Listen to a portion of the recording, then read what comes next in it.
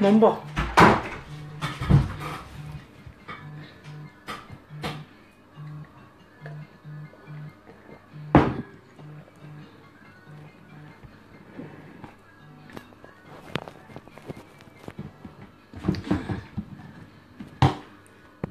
Iyaewe ló lè pè ẹ́ lálẹ́ yìí.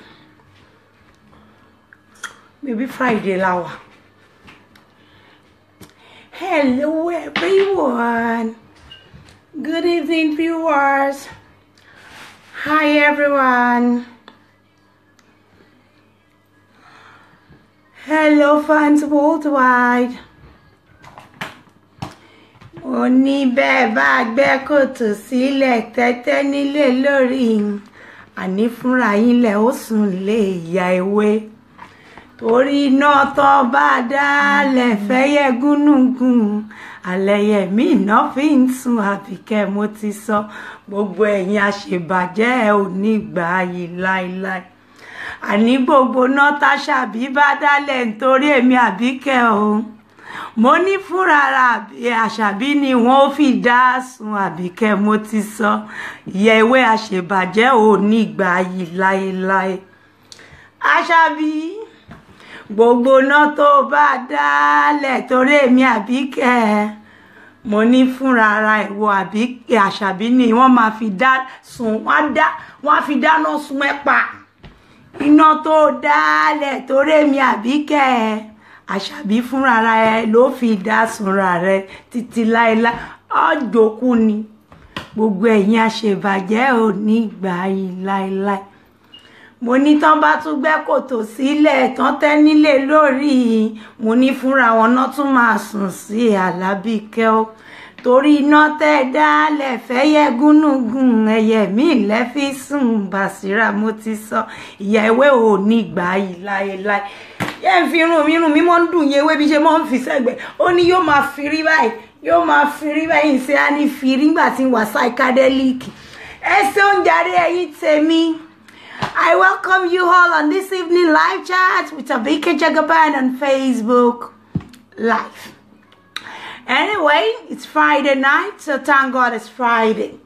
Go and tell all my fans that are not aware that Abike Jagaban is out this evening. So you people should please share this video. I welcome you all.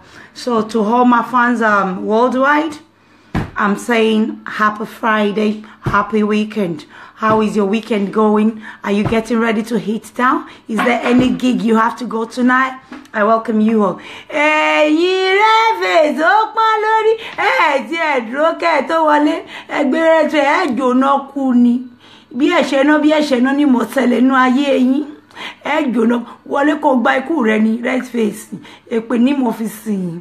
Wọlé kí o sì gbé pósí rẹ gbogbo ẹ̀yin red face oníbànújẹ́ ni o torí àwọn mi àmọ́ ṣe site èmi gan mo ṣe ti red face ngba mi yin ti etere mi bá tẹ love kíni o wà stiff yóò lọ tẹ red yin àmọ́ sáré sọ fún àwọn ọmọ mi tó bá wà lórí line yin red yin o ipe love yin àmọ́ irú èyí tó wọlé lera lada olórí ibu Bukky Alege Jesse ni Bukola Alege Evans Jesse ló wọlé yẹn mo sì dá orí yẹrẹ Máyọ̀wá Alege Jesse ló wọlé ohun Àṣàbí Alege Jesse ohun Àtinúkẹ́ Tina Alege Ògúnbàwọnù Anna Olúwàbùnmi Alege Oyèwọlé ló wọlé ohun kó mọ rí fún yín gẹ́gẹ́ bí èrò nu yín sèmi Abike Jagaban. You should please share. I welcome you all. Ìwà báyọ̀ já o. Àmọ́ ìgbọ́ tí Iyaewe ranting tí ń bínú tó wá play radio ìṣe gbọ́ báyìí mo ní èmi Abike èwo òrìṣà ìṣe wá ṣẹ̀ síbi tí Bukola Alege tí mo rí tí Iyaewe ranting eléri ibu ìwá ṣe méjì ju pé wọ́n dé èpè rẹ padà fún ọ lọ pé Àṣàbí o Tókunbọ̀ o Esther ọmọ Fóyèkẹ́ Abọ́dẹrìn gbogbo ẹ̀sìn tí Bukola Alege ṣe ìwọ Tókunbọ̀ Àṣàbí Esther ọmọ Fóyèkẹ́ wàá ṣẹ̀sìn tó ju bẹ́ẹ̀ lọ tí Bukola Alege kéré lẹ́gbẹ̀ẹ́ wàá ṣe ẹ̀sìn bó ṣe pé lórúkọ èmi Abike yẹn mo wá dá padà fún ẹ back to sender ọmọ Àtinúkẹ́ Tina Ògúnbàwò a ṣe irú ẹ̀sìn tí Olúwa Bukola Alege ṣe ọmọ Anna Olúwabùnmi Oyèwọlé á ṣí ẹ̀sìn tí Bùkọ́lá Alẹ́gẹ́ ṣe. Ọmọ Adéwálé Samuel á ṣí ẹ̀sìn tí Bùkọ́lá Alẹ́gẹ́ ṣe. Bó ṣe pé lórúkọ mi yẹn bẹ́ẹ̀ ló ṣe máa rí fún gbogbo ògo wẹrẹ tó ta rẹ̀ jáde pátá. Kò lè yí ilé iṣẹ́ sígbà tí ìṣe Abike tí ìṣe ń ṣe Evans Jesse kẹ́yìn wọlé àwọn ọmọ rẹ̀. Àwọn ọmọ ẹ̀ tó lè ṣerú ẹ̀ sí àwọn náà ti ń dìfẹ́ǹdì Bùkọ́lá Alẹ́gẹ́ yẹn pé ó ṣe dáadáa orí pọ́ ọmọ ẹ̀kọ́ náà ti bọ́ta ó ti confess ó ní kò there is no big deal olóhùn náà ní bàbá àsàlẹ̀ tó ń ṣe orú ògùn bẹ́ẹ̀ yẹn fóun Bukky Jesse ó ti sọ àti mú short clip rẹ̀ ó ti ń lọ káàkiri ọmọ rẹ̀ jẹ́wọ́ ní kò sí big deal ń bẹ́ẹ̀ ó ní kò sí big deal nìkan ó ní gbogbo àwọn làwọn máa ń ní bàbá àsàlẹ̀ ẹ̀yin lẹ́ ní bàbá àsàlẹ̀ ewé ò jẹ́ fún yín mú egbò ò jẹ́ fún yín torí o máa ń ṣe ra ẹ ọ̀rọ̀ jókòó ara jẹ́ sí oní 1.1 o maintain kóra respect ààrẹ kan máa wo ẹ̀sìn ẹ̀ bó ṣe máa ń ṣẹlẹ̀ yà ẹ̀ àwọn tó ní depression ní UK o jẹ́ kán rọra jókòó kán máa wò ẹ̀ kán máa fi apá bí wèrè torí ó ti dogun depression báyìí tẹ́ pé abárẹ́ni torí ẹ̀fẹ́ búra ní ẹ̀jẹ̀ alọ́wòye olórí burúkú yìí ó máa wà mí tó tún ti ń parọ́ má ṣe máa ń sọ̀rọ̀ ẹ̀sìn nìyẹn Tókunbọ̀ Abọ́dẹrìn ìjọ tó ti gbẹ́kẹ̀sí Jíbìkẹ́ tó ti pa irọ́ rigidi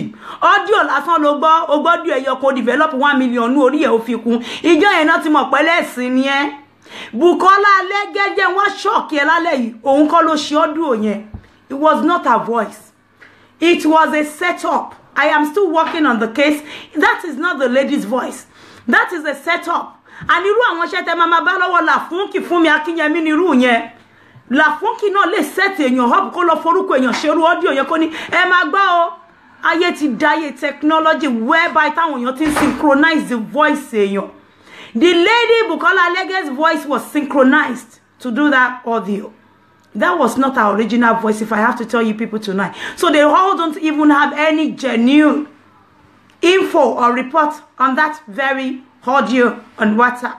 That is not the voice of Bùkọ́lá Alẹ́gẹ́. She was set up. Làfúnkì has done something similar for Infinity before, sending an audio viral, a video, lying that Infinity has been the one sleeping with ladies nudely and taking their videos and photos.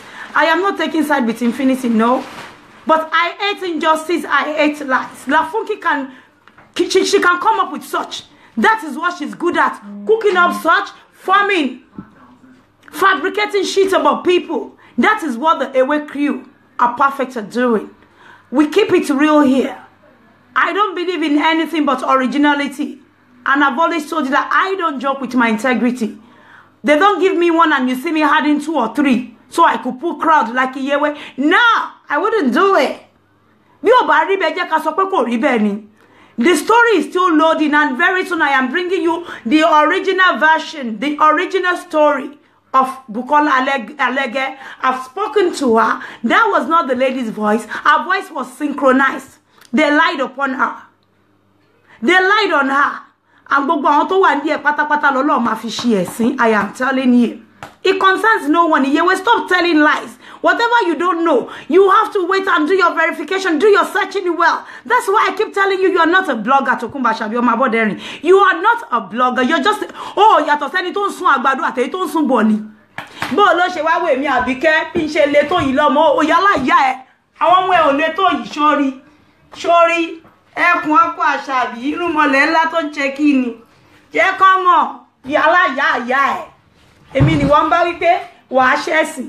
Ìwọ ló máa ṣí ẹ̀sìn Tókunbo Abọ́dẹrìn ìwọ ló ní ẹ̀sìn èpè ò kí ń ṣe tèmi Àbíkẹ́ èpè ò kí ń ṣe títa àwọn ọmọ ẹgbẹ́ tìmù kankan rárá owó ẹnu àwọn tó máa ṣépè fún wa ìwọ nìkan la gbọ́ tó máa contradict ara ẹ̀ rí láàárọ̀ wàá sọ̀rọ̀ láàárọ̀ wàá fi contradict ara ẹ̀ lọ́sàn wàá sọ lọ́sàn wàá fi contradict ara ẹ̀ lálẹ́ ó sọ́sọ́ ní gbogbo ẹ̀yin ọkùnrin tẹ máa ń wá sóyòyò ìgbà tí wọ́n bóra bí olórí burúkú bí ẹni máa kú bí ẹni pọ̀ fẹ́ darapọ̀ máwọn áńgálì ọ̀run ń jọ sí jẹ́ ó ṣáwọn ọkùnrin tó gorí ẹ̀ ń gbà yẹn wọ́n ṣorí gbé ni àbó ti gbà pé wèrè tíṣẹ̀tì tó fi ṣe bẹ́ẹ̀dẹ̀ ń ṣe ló dàbí Iyemọja àfi bí ẹ̀pọ̀ ní twin sister kan tó jẹ́ sóyòyò tí wọ́n wá dúdú tó jóná tó ṣàlàwọ̀ ń sìn ṣé ń gbà tó bóra bí sóyòyò yẹn ṣáwọn ọkùnrin kan ló gorí ẹ̀ ó parọ́ ju irọ́ bá tiẹ̀ jẹ́ I'm sure pé mama wa customer I'm sure pé gbà kan kọrin fún ẹni yẹn ayẹyẹ mi Tókunbọ̀ tó máa ń gùn ẹ̀ eléri ibú ni Iyaewe ìbò ta fún ọ lépè lálẹ́ ó tún máa pé yóò ń jìnnà sẹ́nu èmi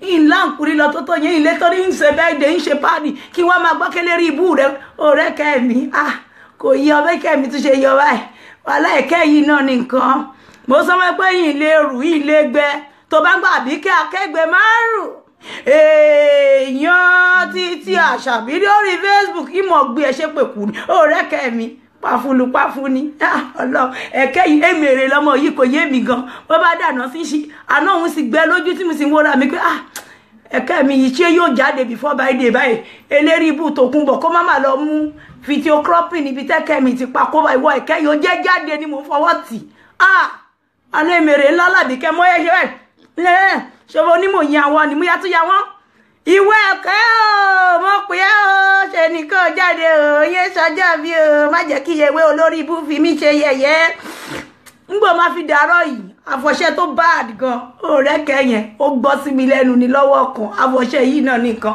olórí ibú ìmọ̀pá àfọ̀ṣẹ máa ń dùn ọ́ aṣọ tó lé mi fúyẹ́ yálàyà ẹ̀ ò fúyẹ́ òun tewé òun tẹ gbòwèrè àwa gbọ́ pé mọ́mí Adébísí fi ṣẹ̀kẹ̀rẹ̀ wọ́n lu ṣẹ́rẹ́ báyìí sórí bíbélì pé olórí burúkú tó kún bá aṣàbí ọmọ Fóyèkẹ́ o ìgbò gbọ́ pé àdọ̀kásí lu ṣẹ̀kẹ̀rẹ̀ olórí ibú ẹ̀ ó ṣe bọ́ sínú ilé tó ń parú àjàbá ẹni tó jókòó ní